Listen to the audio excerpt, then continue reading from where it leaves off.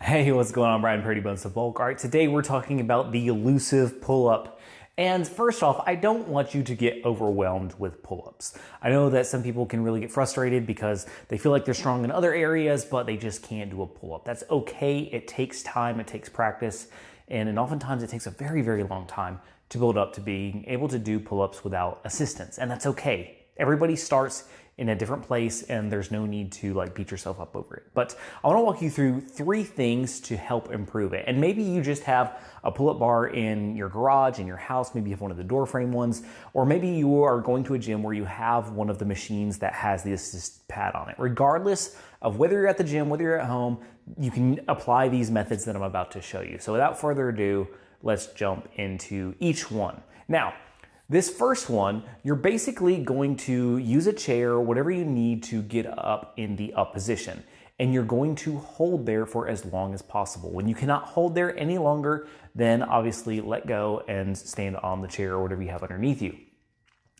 This is going to be beneficial because it's going to build that grip strength. It's going to get you used to hanging freely. So you're still using those muscles, just not quite in the same way, and you don't need quite as much strength because you're not actually pulling yourself up. Now, moving on to step number 2. Once you feel pretty comfortable with that, then you can move into this one. This one is kind of the same thing. You're going to use a chair or whatever you need to get in the up position. And then rather than free hanging, you're going to slowly lower yourself. And I mean very slowly. Look how slowly I'm doing this. It's not a rush. You're not rushing through it, but slowly lower yourself down. Once you're done, give yourself a few seconds, get up there and do the same thing again. All right.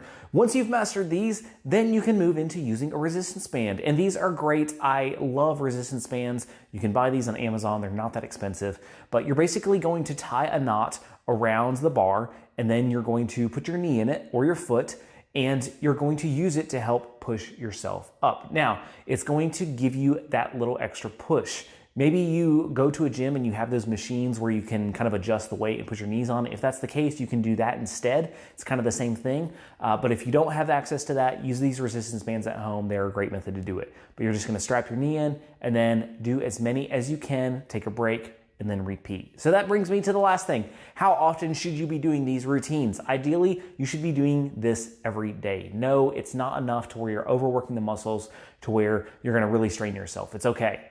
Do it every day, you'll be fine.